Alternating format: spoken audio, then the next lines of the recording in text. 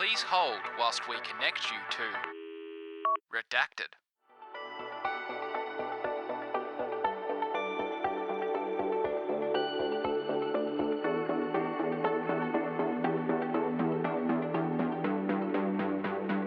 This is Lucy Bishop. And this is Fraser Greenfield. This is Rich Park. 지금은 리렉티드 팟캐스트 듣고 계십니다.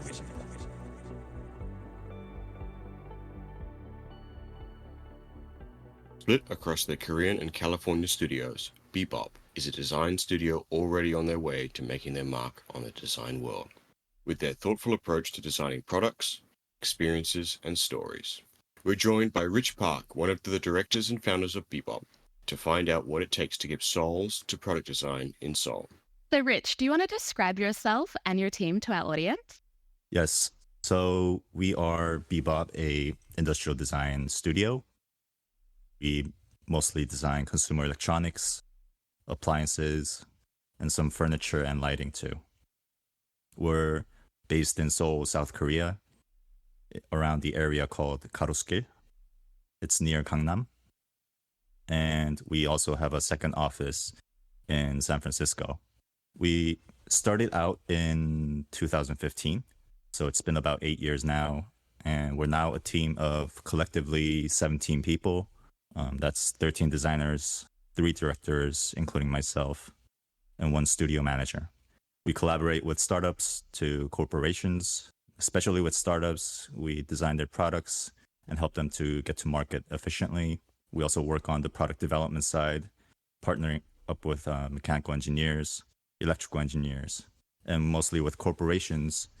We design new lineup of products. There could be future forward projects that are more experimental and imagining their next design language, essentially, and to discover new product categories. That's really cool. It must be amazing to work on category defining products. Yeah, it's always interesting to explore what new products there could be. I mean, there are already so many consumer electronics out there, but there seems to be, as the social trends change, cultures change, new technologies come out, it's really exciting to work on completely new formats or product categories. Yeah, it's really cool, right? We're all kind of slowly morphing into cyborgs, and what people are willing to accept is that needle is getting pushed further and further. Yeah, but hopefully our intention is to at least have a little bit of humanism within all of the products. We've seen too many technology products that only focus on just showing off the performance and making it look super sci-fi, futuristic with sleek lines, and honestly unnecessary surface details. Yeah, absolutely. And we feel that especially for new technology, we have to approach it in a design where it should be accessible and easily understood by the majority of the consumers. Absolutely. And less intimidating as well if you're working in new categories. Absolutely. I can definitely empathize with less surface detail that isn't necessary. It's very endemic to mid-2000s design. On another note, how did you personally discover this field of industrial design? During middle school and high school, I was really into making things digitally with my computer. And I used to look up YouTube tutorials on how to draw something on Photoshop, or how to animate something in 3D motion graphics, or even just hand drawing animations, like stop motion animation. I was also into photography and making music. There used to be a program called Fruity Loops, which I really loved. I'm really grateful actually for my parents supporting all that, all of my random sporadic interests. And so I really loved making things using technology, but I didn't really have any idea what I wanted to do when I grew up. And around the time towards graduating high school, my father, who's actually a industrial design professor at the college I went to, and he suggested, hey, you like making these creative things, why don't you give industrial design a try? So without having much thought, I just said, why not? And it was really, I would say, a love at first sight. Completely fell in love with the process and just the nature of the industry itself. I guess I really never looked back. I was really fascinated by first creating a beautiful shape just purely from your mind and it becoming an actual tangible physical object was so fascinating for me. And then once I got deeper into it, there was another layer of thoughtful approach to function and usability and how something works and why it should work that way. And another layer of that would be how that's all made, like the manufacturing techniques that are used and the production technique itself is actually quite inspiring for the aesthetics. And it's almost like a circular process. Like one informs the other. Exactly. And that always, I find, we're able to come up with quite realistic designs and be realistic when approaching the aesthetics, but at the same time, be able to come up with the best design possible. I feel like the way you talk about the manufacturing process and the materiality, it's kind of like the difference between an industrial designer and an artist. It's like one is designing within the restraints and kind of solving that puzzle and getting to that solution, where the other, I feel like, is such a broad option of like materialities and modalities that you can use. I personally like finding those little like niches within the rules or the brief or whatever you're kind of aiming to get, where I find, which I think is quite common, like a blank piece of paper, a blank plan, like you can do whatever you want, is just so overwhelming. Yeah, and that's why I think the strategic approach of industrial design is really fascinating. I think that's what like really makes it special as well. Yeah, it's a very fine line between art and engineering or science. And it's that kind of synergy effect that, I don't know, I just love it. Absolutely. I feel like there's so much psychology in it as well, like trying to work out why this shape appeals to people more than others and just like reading the like winds of trends and kind of always keeping your eye out for it. It's moving. Like once you think you understand it, you couldn't be further away because it's always changing. I feel it's almost like a conversation. That's a really good description, or like a game of ping pong. Exactly. You put out a design and consumers react to it. And that reaction builds up to new trends, even new cultures. And then when we're back at the design stage, we're looking at that new trend and designing another one. And it's always like a back and forth kind of a conversation. Absolutely. Yeah. And if you've done it really well, sometimes a Mark II, and then the conversation keeps flowing between those like original customers and the customers coming back.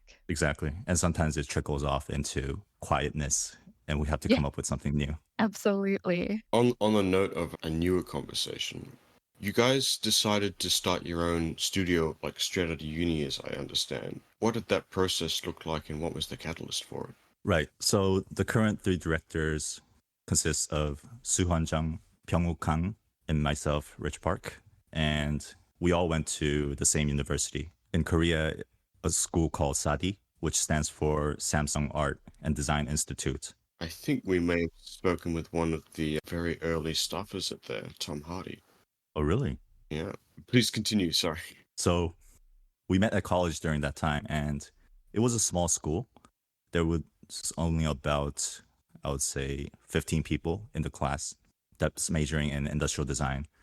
And it was almost like a familial kind of culture where everyone would spend time together, like 24 hours, working all-nighters on projects and sleeping and eating together. And we would basically share what each other is working on constantly. And through that time, the three of us kind of hit it off.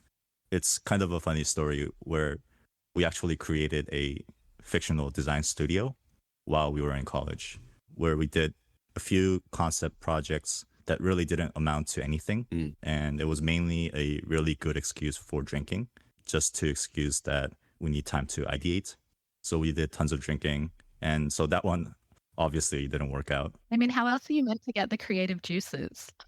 Exactly. You need some influence, right? That's the inspiration. Exactly. And then, so since that didn't work out, we talked about maybe creating our own studio someday in the future for real. But at the time, it was really just a naive thought. Although our passion was there, just realistically, we just weren't ready as we didn't have any real industry experience. And so after graduating, we went separate ways to gain some industry experience working in design studios or different companies, and just to go into what each director went into. Suhan ended up in Teague, which is a design agency originally based in the US, but he was in the Munich branch in Germany. And he was a designer there for about 2 years before starting BEBOP. And then for me, I did a couple internships at Samsung, as well as a studio called Felix Heck, which coincidentally happens to be in Munich, Germany too, but it was at a different time. And then I did a master's in products research, actually in Cardiff Metropolitan University. And during this time, Byung-wook went to Samsung Electronics, where he would go on to work there for about 5 years before joining BEBOP. And then during those times, there was a popular platform called Behance. I'm sure every designer knows. Is it no longer popular? I don't know. What do you guys think? I feel it's kind of populated a little too much. There's a lot of competition, and I'm not sure how it is now. I feel like Behance isn't like my go-to website, but I often get redirected there when I click on a link or something. Like, there's definitely so much like quality work there, but it's not like drawing. The website itself isn't drawing me in. It's just a real pain to upload stuff to it. You got to reformat everything for their website. But yeah, sorry, there was a popular website called Behance, and Yeah, so when we graduated, we had our graduation projects and we uploaded them on Behance. And that was around the time when it was getting really popular. And we were very fortunate to get a lot of appreciations. And through that, we actually started getting freelance work. But it was only from like one person entrepreneur or a very tiny startup with no experience. They were based in Europe and the US. And so while we were working separately, we would moonlight these projects as freelancers. And because they were really small projects, it was basically no money, but it was just all for the fun of it. And during that time, we kept in touch from time to time. One day, a slightly big, and when I say slightly, it's just barely enough to just pay 1 month of a rent, really. And so a slightly big project came in, and Suhan and I started talking about maybe working on it together. And at that time, I was in Korea and Suhan was still in Munich. And then we naturally started talking about maybe starting our own studio. And this was actually just a matter of a couple of text messages. If I remember correctly, it was even just less than 5 minutes of texting where, hey, should we start a design studio? And we just said yes. I feel like it sounds like one of those little notes you pass to someone. Will you like start a studio with me? Check yes, check no. Where you go out with it. Yeah, and we are working partners, so we're basically married, right? Oh my gosh, they're perfect then. It's our love story. And how did you come up with the name? Does it have anything to do with Space Cowboys, or? We get that a lot.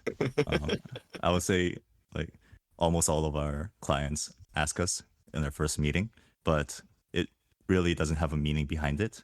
We just like the sound of the word, but it is a subgenre of jazz. And, you talk about a work marriage, and I guess it's a polyamorous work marriage with 3 partners.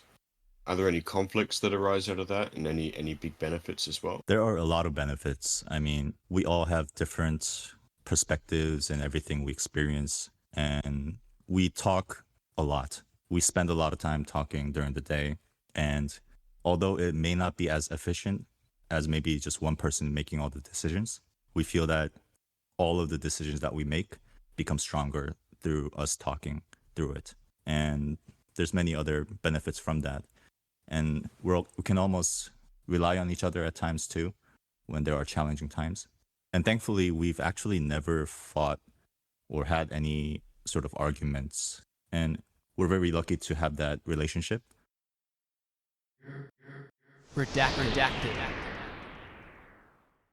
Hey everyone, this episode is sponsored by PCBWay, the go-to destination for printed circuit board prototyping, low-volume production, and PCB assembly.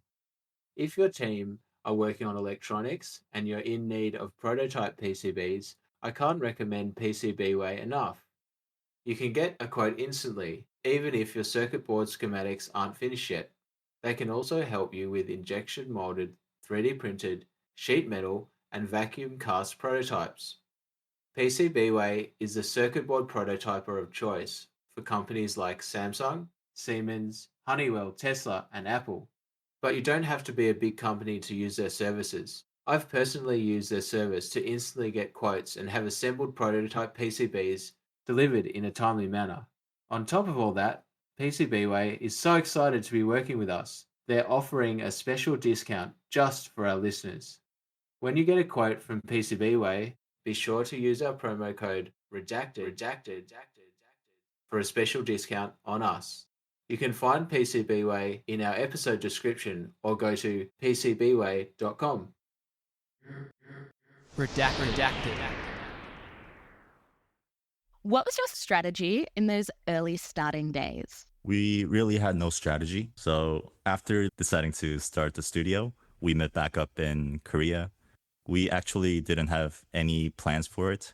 We had no office, no money, just two designers with two laptops and just a lot of passion. And there was actually an interior designer friend of ours who introduced us to one of our clients who was looking for someone to share their office space with. So we were very grateful they had a really nice space. The reason why I did that, I think they were kind of hoping for some sort of a collaborative relationship, but Suhan and I aren't too much of social people. And so we were all caught up in just doing our own work. And so they gave us a tiny desk at a corner of their office, and we just sat next to each other to work. And in the beginning, we barely made any money just to get by, but it was just so fun to work on designs on our own. And it almost felt like we were back in college, just friends working on projects together. Mhm. We would spend all-nighters and pretty much working every waking minute. And we were very fortunate to get those projects early on. And there started to be a steady flow of clients. And sometimes if there was no work, we would just design sort of internal concept projects just to build up our portfolio. It's kind of cool how you talk about how it feels like college, because that was one of the striking things I found when I got like my first professional full-time design job. Was like in the studio, we'd all like take on these projects and we'd all work on them together. And it really felt like we were in like a university group, but everyone was like an MVP and everyone was like pulling their weight. And it was just like a really, really fun experience. And like you get really close to everybody and it's really nice. Yeah, it's a really great feeling that everyone is bringing their A game and you can really trust each other to bring high quality ideas or just work really hard, and being open to working with each other too. Absolutely. And I just love that it's not like the other thing was like, this is my job. Like, this is what I get to do. This is what I get to focus on.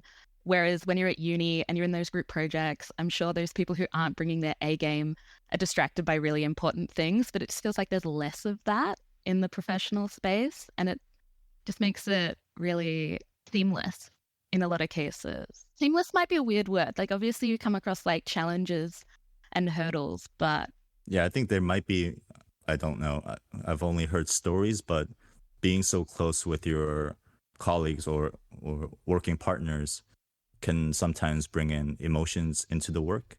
Mm. But thankfully, that's never happened to us. Maybe because we're all emotionless. And being emotionless robots, at what point did you suddenly decide to build a strategy, around your business? Before we hired any teammates, we really didn't have any strategy. And I guess our strategy was just giving everything 100% all the time. And we used to say just yes to every work, no matter the budget of the project, the nature of the work, not just industrial design, actually. We would do prototyping, model making, branding, designing logos, or even photography and like videos, and as well as app designs or like designing even crowdfunding campaigns. We would just say yes to them. And especially with startups, after the industrial design is complete, they would ask us, can you also design a logo for us? Can you design a website? And we actually didn't, but we just said yes. And we ended up looking up YouTube tutorials on how to code a website and how to design a logo using Illustrator. And we would spend all night trying to figure it out.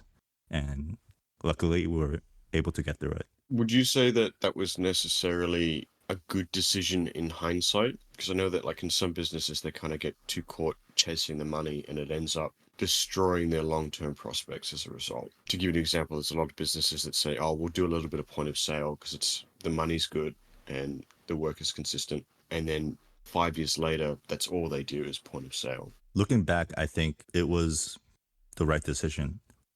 Because of that, we were able to get by and experience other things that we wouldn't have experienced if we were to only work on industrial design projects. We got to understand the whole business side of actually producing a product and selling a product, and getting to experience that firsthand and being very hands-on with the actual contents that are put out as marketing, whether it's images or video. Being able to control the narrative. Exactly. For the project, it was good because it was a unified, cohesive identity. And at the same time, it was good for us because we got to learn the full process of how a business runs and how we can help. And are those services still things you provide, or have you sort of filtered those out over time? Our passion is very much industrial design, and we love making physical things.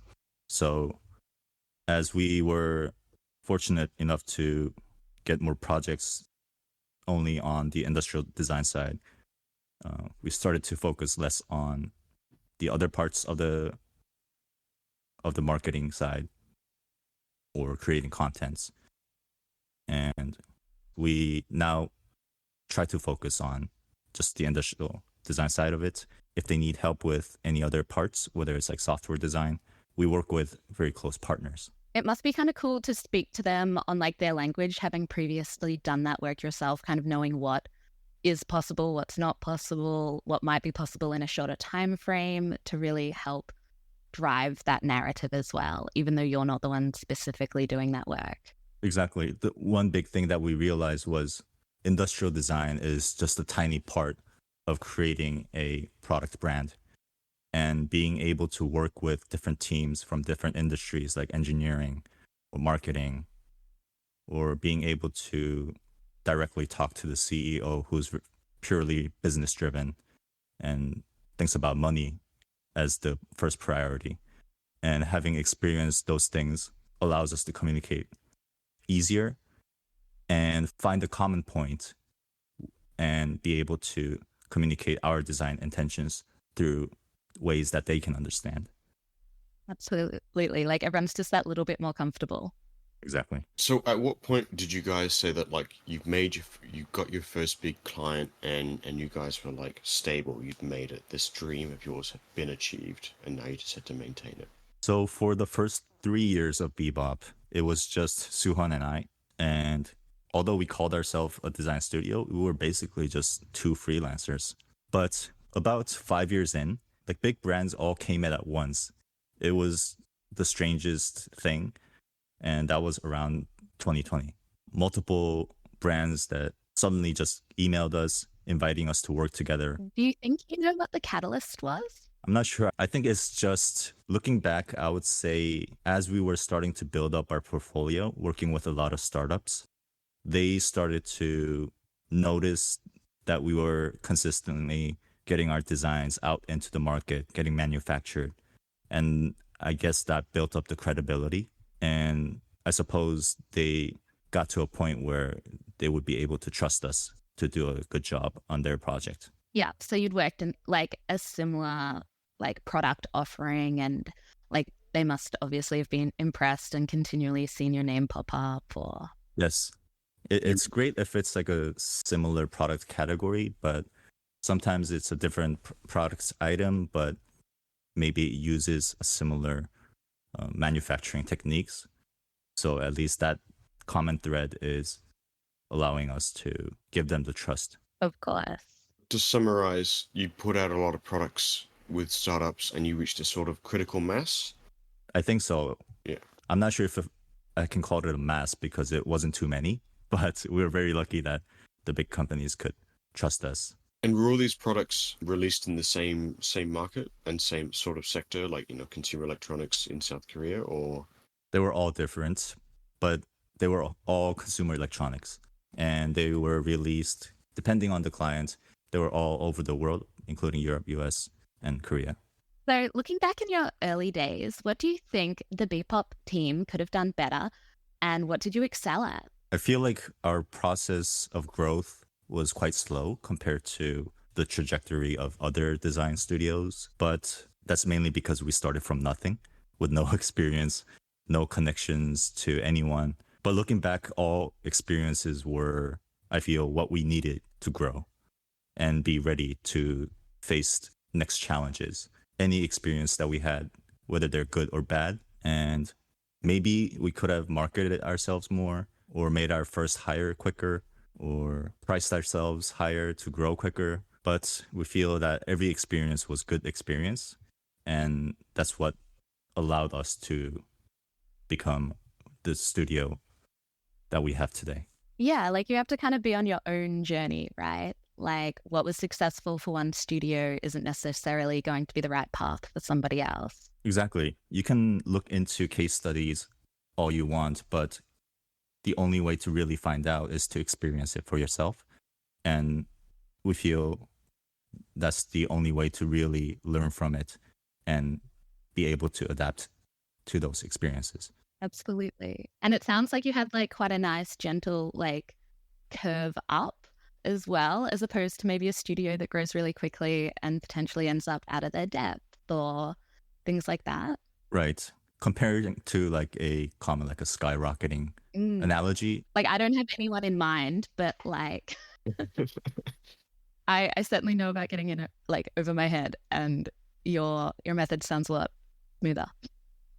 Yeah, for us, it was more like a very horizontally long series of steps. Yeah. Tiny steps. Would you say there are any decisions that you made or like things you wouldn't compromise on that really like turned out to be an advantage? Compromise on design decisions? Or didn't compromise on, like a philosophy, or we don't want to make this cheap, or... Actually, we think the other way. We believe, I guess compromise has a slightly negative connotation, but we believe it's important for designers to be flexible and be open to different situations, especially as a design consulting agency. You're working with clients who are from all different backgrounds in different financial situations in different markets. And the most important thing is to recognize that and adjust to it. We don't force our specific design language, or we don't apply a specific process to all of the clients equally. It's all different every time. I think what's most important is being able to adapt. I feel like that adaptive mindset is so important because like if there really was just this cookie cutter like series of steps that you could take to like designing the perfect product, would already be there, right? Like it's those things that you do differently and the way that you adapt that make these like unique, incredible products that obviously like the end consumer is happy with. Exactly. If there were no limitations on money or market, any designer can design a super premium looking, high-end, beautiful product. But it's the limitations of cost and the market, and approaching that strategically is, we feel, is the responsibility of a designer. Being able to get the most out of those limitations makes a great designer. Speaking on process, what is the BEBOP design process? I know you mentioned that you try to be flexible, but you know, when you do get to implement things your way, how do you guys do it? Our overall process is just like any other designers or studios, where you experiment with a different range of ideas and start narrowing down, refining. But we're fairly a young design studio with everyone in their 20s and 30s. We have a very open culture.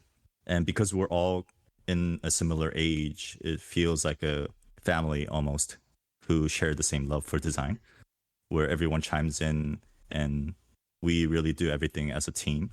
And sometimes just one interesting comment from someone else could turn into a fully refined design strategy. So that kind of collaborative environment for us, it reinforces our team spirit. And we like to keep a specific mindset, and that's dedicating ourselves to being optimistic, and curious. We always start with no assumptions or presumptions, and we like to actively question even the most obvious things. And it helps us to look at projects with a fresh mind, even if it's like the 10th time we're designing the same product category. So it's a very almost active daydreaming and a lot of asking silly questions, and sometimes even existential questions too. For example, when we were designing a water purifier that gets installed on your kitchen top, we would ask ourselves, why does this product exist? What real value does it actually bring to consumers? Its purpose is to provide clean water, and our design strategy and ideas during the project would all revolve around the story of how can we create a clean and delicious drinking water experience through design. And that's a really conceptual question, but it's asking questions like these that spark really exciting design strategies, we feel. Just being open and very innocent almost about every project, I think helps us to find unique approaches every time. I mean, it certainly sounds a lot more attentive than the typical, the customer wants a pretty product, ship it out the door in 12 weeks. Right. Especially, I think, projects like that, we actually like to challenge the brief a little. Mm-hmm. So sometimes a client might want to just upgrade the aesthetics just a little bit and just to release a new model. But we first like to think about, well, why does there need to be a next model? And what value does it actually bring? And sometimes that leads to really unique ideas that can spark conversations with the client that would follow up as a kind of a new project. But of course, we would, as the requirement is given that we need to release a next model quickly, we would, of course, satisfy that first. But we would have our kind of own perspective on it and share that a little bit as a hint.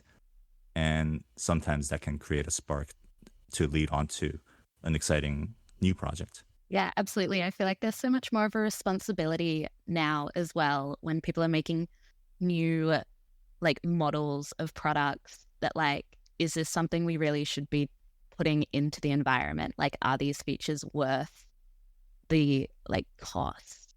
Yeah. And like maybe a new facade for the product isn't always enough. Exactly. We feel it's almost our jobs to find the reason for that new model. Absolutely. And like, not to say the new model with a new facade, with a new manufacturing technique that's more environmentally friendly isn't a reason, but just generally speaking, a new shell probably isn't cutting it these days. Right. You're listening to Redacted. To stay up to date with the show and see what else we've got going on, be sure to follow us on Instagram and TikTok at redacted_designpod. Subscribe to the podcast and tell your friends. Cheers.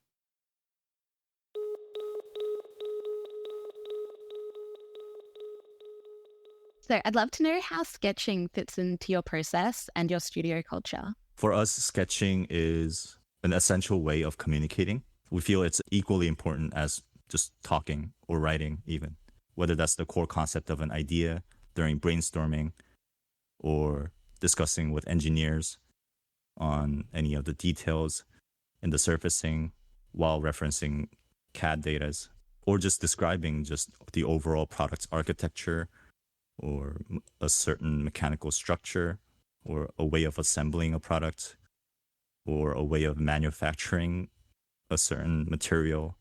It's an essential way of us communicating that. Amazing. It's definitely all about the communication, isn't it? Like the communication of the design, the intent, and like it all coming together to create this like product that really reaches people. Does that mean like you have like a big sketching table in the center of the studio with all your Copics in a big bin? I would say it's more like the opposite. We have like tiny Post-its and like crappy pens and pencils just to do like chicken sketches. Back in the days of industrial design, of course, sketching really beautifully with colorful markers was important because that was the fastest way to visualize both the shape and the CMF, which are color, material, and finishing. But now we have access to much more efficient ways of working on it on CAD or 3D rendering, or even simple just 2D rendering on Photoshop.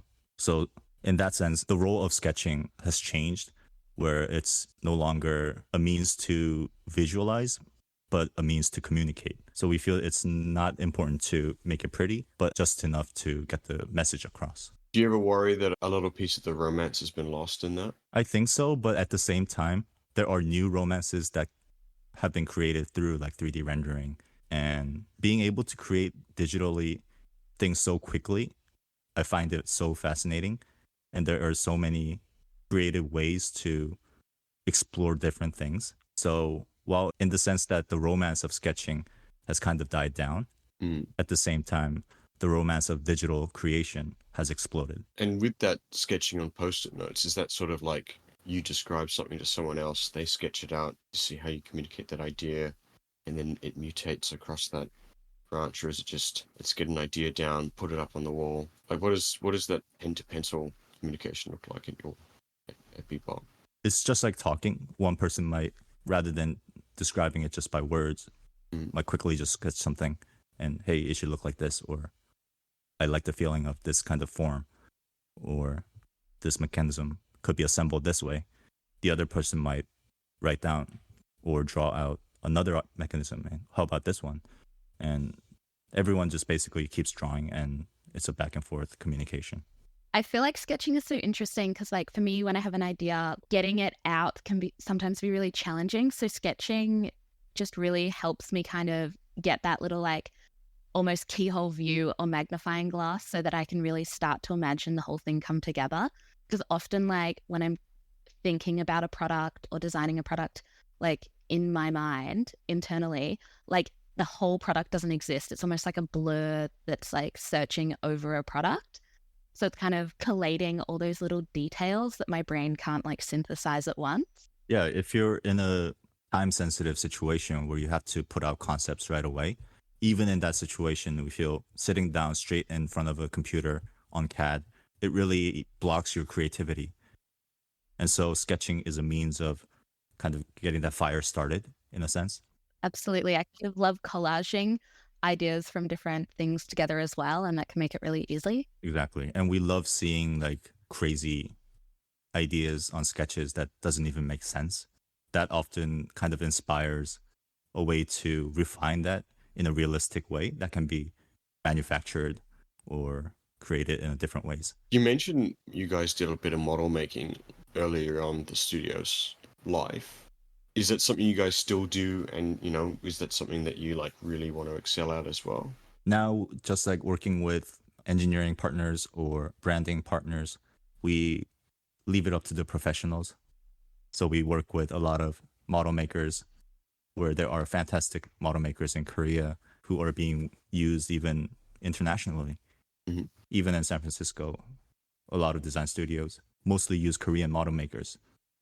And so that they are the professionals, and so we leave it up to them. It's almost a little bit sad, like as you've gotten bigger, one of your skill sets has almost sort of died. Yes, but that also gives us the chance and the time to focus on what we can do best. I mean, do you still have a 3D printer in the office though, just for doing like general forms? Yes, of course. 3D printing is a fantastic technology that allows you to quickly just print out physical shapes and helps us to not also validate, but just to check how it feels physically very early on in the process. So what challenges do you think BEBOP will be facing in the near future, and how do you plan on tackling them? We really don't know. We can't predict the future, and really anything could happen. For example, who knew COVID would happen? We feel that the best we can do is to just stay open-minded and stay flexible towards whatever happens. We just keep doing the best we can with the things we can do right now and continue to try new things. And I feel it's really been this way since the beginning. We feel we still have the same exact mindset as 10 years ago when the three directors first met in college. Just now we have a bit more responsibility as a team. Maybe able to tackle new challenges with a more informed experience, but our spirit remains the same, where we're open to anything and we want to stay flexible as much as possible. Is that something you've tried to definitely build in when you set up your California studio? Yes, starting our team here in San Francisco is almost feels like starting from a slightly blank canvas, maybe a hazy one. While we have our culture back in Seoul, we have new local designers here, and we're able to start building something new, but at the same time keeping that flexible and that familial culture that we have back in Seoul. Has there been any hurdles to that process starting out in San Fran? So far, so good. We were actually expecting maybe there could be some cultural differences, or some designers might have a different mindset, but that's really common for every designer, regardless of the country or what their background is. Every person is different, and we found that it's the same. It's the same case in Seoul, so it's not something that we didn't expect. So this might be a bit of an ignorant Western question, but considering that most popular descriptors of Korean culture tend to be based around Yisun Sin or K-pop dramas, or some claim on a news website that it's a cyberpunk dystopia, could you give us a quick rundown of what makes Korean culture unique compared to, say, that of the US? I can point out a few unique characteristics I've grown with in Korea, but I'm by no means the right person to speak on the details of the Korean history, but I feel it needs to be mentioned to get the context of why Korea has this culture. Especially, I was the worst at history classes throughout my school years. But Korea historically has been a very poor country until only recently, around 1950s. I'm 30 years old, so 1950s, that's only our parents' generation, where Korea was one of the poorest countries in the world. And before that, it was invaded by Japan in 1910. And it got only its independence in 1945. And then there was a war between the North and South Korea in 1953. And then suddenly, Korea exploded and has seen the fastest economic growth pretty much in the history of the world. And it's really fascinating that no other country grew this much, this fast. And this was mainly due to a big movement as a whole country to work hard and grow as a country together. And this was when Korea's industrial development began, where Hyundai would start making cars, Samsung began producing semiconductors. Actually, a fun fact, Samsung used to be a flower production factory, but this was back in like late 1930s. So it was really our parents' generation that single-handedly made Korea into a large economy that it is today. And I'm sure everyone around my age remembers our parents working more than 12 hours a day, and it was a very typical thing. And so naturally, they would pass these values of working hard to their kids, including myself.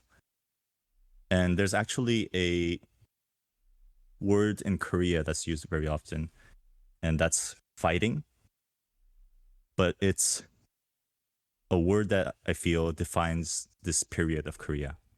So fighting is almost like a Koreanized word. That's obviously an English word, but it doesn't mean literally fighting. But the nuance is kind of true. So when people say fighting in Korea, it's a cheering word. And they usually use it for cheering for the group to work hard and do a great job at something. So like the British equivalent of huzzah. Exactly. And it contains that kind of almost like attacking spirit in its meaning. And it's still very commonly used even today. And I think it really shows the passionate mentality of Korea. And in a lot of ways, this expression embodies the spirit of Korea, having grown so fast as a country. There's a few more Korean cultural things I can share. So another part about Korea is Korea's group mentality. I mentioned fighting, the act of cheering, but it also shows this Korea's group mentality where we believe being stronger as a team rather than as separate individuals. And we tend to easily understand what's best for that team, even if that means you have to sacrifice something of your own. While this whole working hard to become successful is not so different from like the American dream, but it was the country as a whole that had that unified mindset, which I feel makes it so unique. And then there are another factor where Korea also, as much as Koreans work hard, they play hard. There's a big drinking culture. The first priority is really getting drunk and making sure everyone else is as drunk as you. It's about good hospitality. Exactly. And so we would often, after work, start chugging down soju and constantly cheering each other to encourage drinking together. Mhm. And in a way, I think that kind of builds that Korean group mentality and also like a team spirit too. But all of that fighting spirit, I feel, is what made Korea successful. However, with the new generations, with millennials or the Gen Z, Mm. the super intense spirit of working hard is now a little bit more relaxed, but it's still there. But I feel with the younger generations, they're more open to trial and error and experimenting with new things. And they really value physical and mental well-being, living a more balanced life, and really just appreciating and enjoying the things we have now. So I would say in Australian culture, we're almost victims of our own success because it was our grandparents and great-grandparents that had that sort of we'll make a group sacrifice and work hard mentality. And our parents kind of just lived off the fat of that. And as a result, millennials and Gen Zs have sort of been, we focus on experiences and not accruing wealth, not because we don't want to buy a house, but because we view it as unobtainable, so why try? Right. I do know there's a Korean, I probably mistranslated this, but sneaky smart. Could you go into that a bit? Sure. So that's the best translation that I could come up with. So there's a part about Koreans where they're very sneaky smart. And in Korean, it's chanmori. And the literal translation is it's not the main brain in your head, but almost like a sly or sneaky part of your brain, or the part of your brain that you're used to think of smart tricks to work around problems or cheat the system or find loopholes. And I feel Koreans are really talented at finding loopholes and finding smart ways to work around rules quickly. And I've seen that in actually esports. So I'm not sure if you guys know, but Koreans are crazy good at gaming. And in the esports world, they're unbeatably, undoubtedly the best players all compared to all other countries. And I think part of that is due to that sneaky smart brain that they really have. And so esports being like a really fast paced and strategic, and it really depends on teamwork. I feel it makes sense that Koreans are really good at it. That's really cool. It's almost like they've kind of been primed potentially by like the older generations, like lifting the economy and putting all that effort in and like potentially really honed that side of their mind. Right. Koreans are almost rebellious in a way, in the way that when the economy was growing, they didn't really play by the rules. They found sneaky ways to do it more efficiently, do it faster. And that, I believe, built up to the fact that Korean was able to grow so quickly. Something we could all definitely learn from. How would you say design culture in Korea compares to the US? I would say design culture is already quite similar, actually. And I think it's a result due to just the internet age. Actually, the design culture in Korea is really young because it's been only recently where the society has been well off. So naturally, Korea followed a lot of established design cultures, whether that's from Japan, Europe, or even the US. And so I feel like Korea just now matured into its own culture, or is maturing now. And that includes the arts, design, fashion, and even music. And now everyone knows K-pop or K-film or K-dramas. And I feel Korea is starting to develop its own design culture. Yeah, absolutely. And like identity. Yeah, and because Korea is really sensitive to latest trends, they change really quickly, especially the fashion industry. And related to that, the product cycle in Korea is also very fast. And companies are constantly trying something new, whether that's like a new aesthetic trend, a new technology, or even a completely new product category. So in a way, I feel the design culture of Korea is almost shallow, but in the best way possible.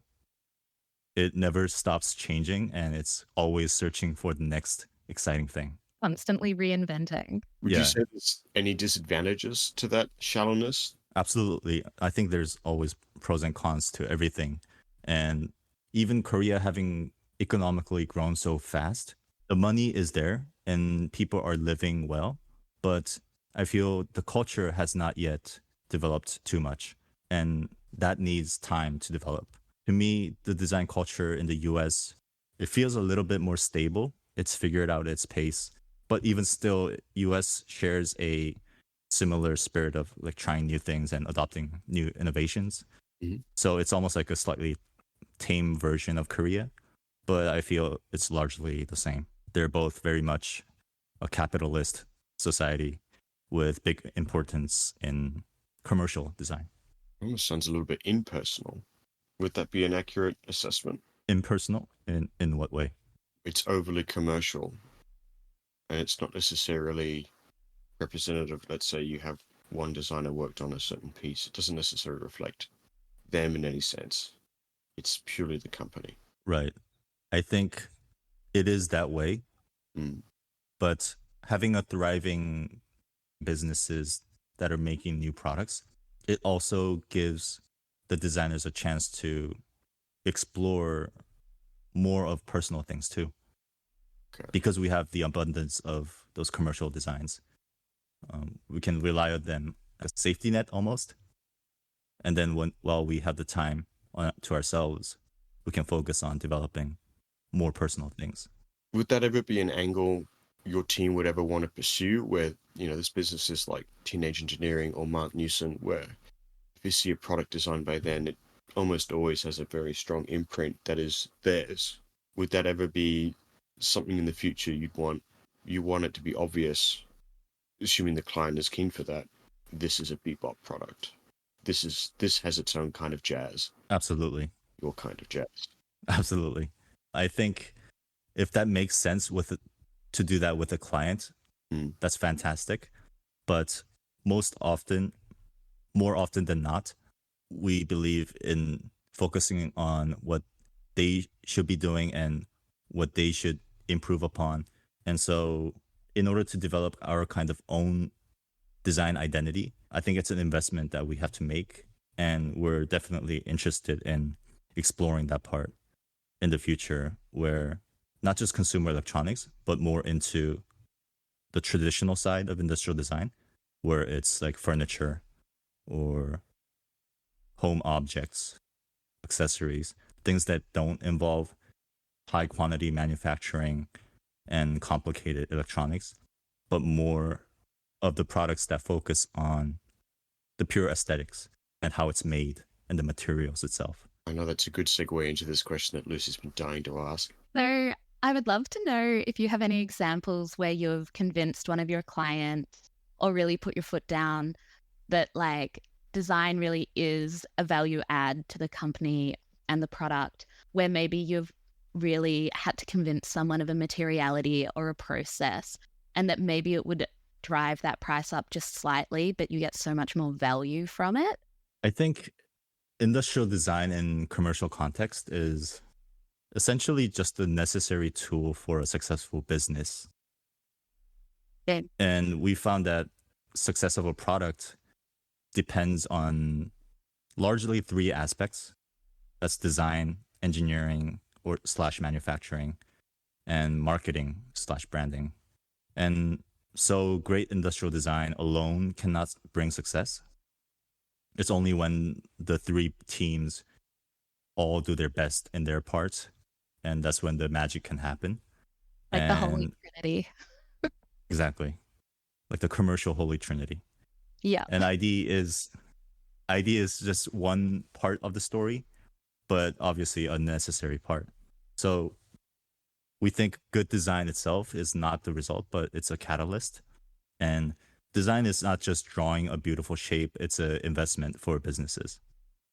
It can save cost on manufacturing. It can disrupt the market with a bold new aesthetic or define relatable human-centric usability and features. And when consumers judge a product brand by their product, it's almost like the spokesperson or like a spokes object, if that makes sense. So considering the value of industrial design, it just makes sense to invest in it.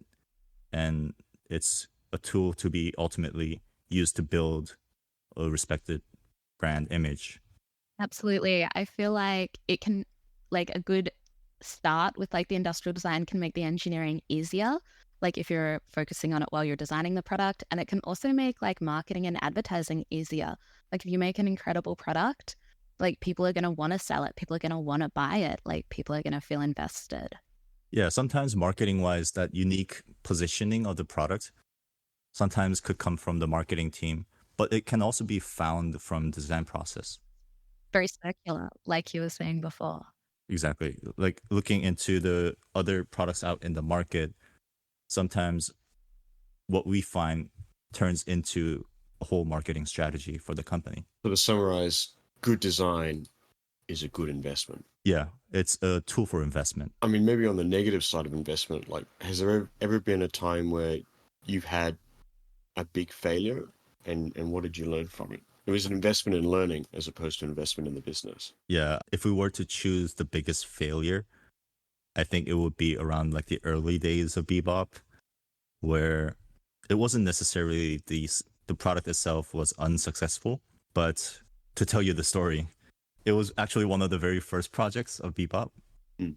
It's called Thinno, and the product is a small portable power bank with an integrated charging cable. We'll have a copy of it in the show notes. It is quite beautiful. Thank you. But it was a client from Romania, actually.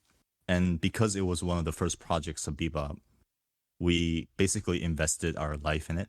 And actually, because our life depended on it too, to make money. So for that project, we did everything: industrial design, prototyping, branding, logo, photography, campaign design for the crowdfunding, even copywriting for the campaign. We basically made the company ourselves. And the client promised a percentage of the crowdfunding backing. And then so the campaign went live and it was successful. And I remember at that time, we were constantly checking the campaign status and how many backings it had. And we were calculating how much money we would make off of that percentage. And it was pretty good money. And it was worth the work we did.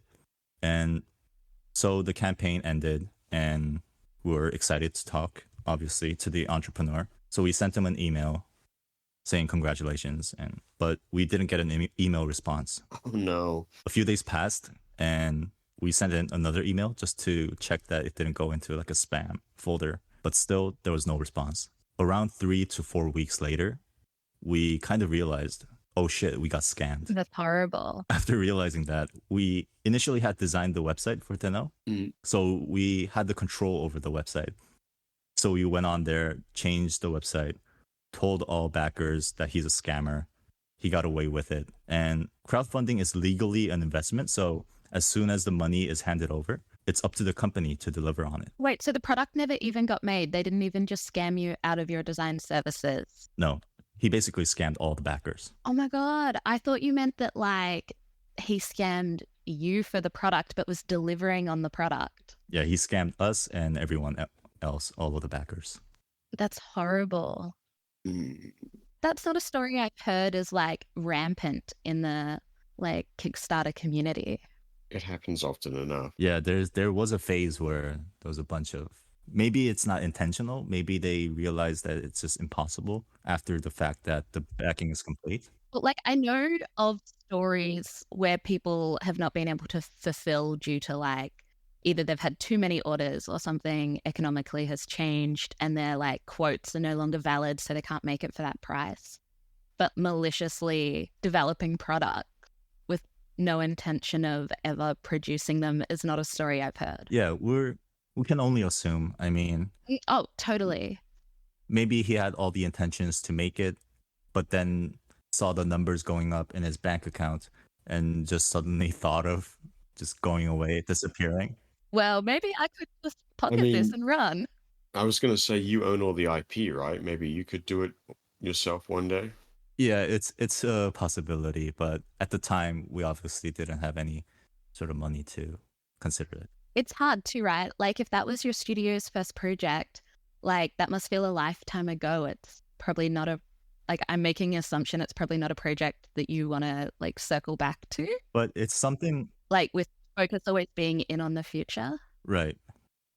And throughout that experience, we tried to make lemonade out of lemons. And thankfully, that because we kind of put all of our efforts and gave it our best to make the design as best as possible, that led on to actually many new clients and projects where they referenced, as they liked the design of it and they would ask us to design different exciting new products. I'm so disappointed. I was just looking at it before and I was like, oh, this is sick. I'm going to have to get one. And then you were starting to tell the story. I was like, oh, I couldn't possibly like own this product. And then you said, and I was like, oh my God, this is an absolute ethical nightmare, even if it was made. Yeah, it's a story that we always talk about when we're drinking. It was a very big learning experience. Yeah. If you didn't laugh, you'd cry. Is there anything that like you definitely would do now to prevent that sort of thing from ever happening again? Absolutely. Obviously set up the agreement properly. But I think what we learned is it's important to make sure that you have a professional relationship, and being professional not in just the work, but the relationship with the clients. So it's important to set a clear agreement and making sure that you have a safety net. I feel like also making sure the client knows what will be the deliverables as well, so that like even on the other side, like they don't feel like they had this completely different expectation is always good too in terms of an agreement, like protects both people. Right, managing expectations. Get their real name if they do a runner. Yeah, but who knows? He might have he might have scared away if we were too strict about the agreement and making sure that he's going to pay.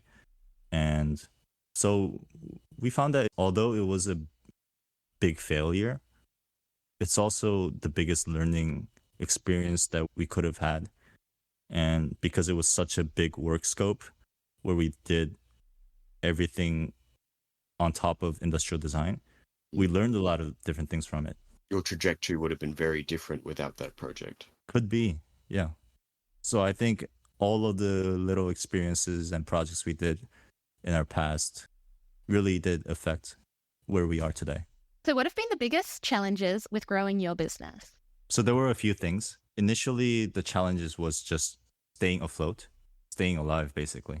However, because we just did all the work that came in, thankfully, we're able to stay alive. But the next big challenge was building a team. The hardest thing for us, apart from starting like the business side of this whole design studio, was building the culture of the team. But we realized that largely that just depends on the actual team members themselves, how they live in our culture. But it was a very difficult thing to balance between how much restrictions do we put and how much freedom and independence do we give the team members. Because setting a rule for everyone makes it definitely efficient and be able to work efficiently. At the same time, of course, you don't want to have too strict of restrictions where it blocks creativity and everyone just becomes working machines. So it was very difficult, and it was a process of trial and error to find that fine line between giving them the independence and while having a efficient rule or a system. Do you have any tips on where to find that kind of Goldilocks spot? Again, I think it's just like asking, how do you make a successful design studio? It just depends. And it's just a matter of trial and error, and you really have to go through it to find that balance, because the team members will all be different if it were another design studio, and the cultures will be different. So I think it's just a matter about being open to changing and trying things out and making sure to try those things out quickly to find your balance. Yeah. And were there any like activities or institutions that you said we have to do this, we all have to go for Friday drinks or something? Yeah, we've heard of like happy hours on Fridays. It's quite common in the US, and we definitely reference those as inspirations, but we also like to come up with our own kind of fun systems, and thankfully that's all worked out quite well. I feel like a half day on a Friday is cool, but like mandatory social work events are kind of a weird vibe. Right. Like the goal is to have people want to spend time together, right? Like anytime I've been told to turn up to a mandatory social outside of work event, I'm like, oh, mandatory. Okay, I probably would have just come. Yeah. One thing we actually tried recently, about a year ago, was having no working hours. So you can, and even like, you don't have to come into the office if you prefer to work at home, or if it's like a brainstorming stage, you want to go out to the park and do sketching on your own, or have the team around you and go visit exhibitions or museums for inspiration, or galleries. That's all up to them. You can do just whatever you want. And we set up just periodically checking in on the progress. And as long as we're able to make that progress, we're okay with all of our designers doing whatever they want. Yeah, that's really cool. I feel like that's a non-obvious but really productive way to work as well, where you're like working with your employees. How did that play out? We were very scared to implement it, but it's actually turned out great. The team spirit or morale is much higher, while the quality is still the same. It's still great. You find it helps a lot with staff retention as well, because they're used to this incredible amount of trust and freedom. Because like if I was an employee in that situation, I'd be like, well, I don't even want to move. Like where I move is unlikely to have this level of like freedom for me to work in the way that's most effective for me. Yeah, and it really gives them the responsibility to make sure they take the project forward. And we found that it's a great relationship or culture that we have. So some designers might prefer to, I don't know, sleep in the mornings and maybe work at night. That's me. There are people like that, including me too. Oh, okay. We're two of a kind. And there are people who would prefer to have like a scheduled, like from 9 to 5, just to stay efficient and have that time at night to socialize or have fun on their own. So you can have both. It's up to you. How does that affect your billing though? Because I know that like when I've worked with consultancies, they'd often wanted me to basically put in a timer into the computer and turn that timer off when I left the computer, which to me was like counting grains of sand on the beach, but that's what they wanted to do. We haven't had projects that require that much of specific time management, but obviously we bill clients based on the time that we spend. And that's based on just the usual method of calculating the time we work on it. Mm-hmm. But in reality, the designers are free to do whatever they want within that time frame. So it's an interesting take on that sort of like structure. Thanks, Rich, for joining us on the show today. We've really enjoyed you sharing your story behind BEBOP and your wider outlook on the world. We're confident that the audience will enjoy it too. For listeners, don't forget to check our show notes for anything that we've mentioned. Thanks again for listening, and until next time, this has been Redacted. Redacted.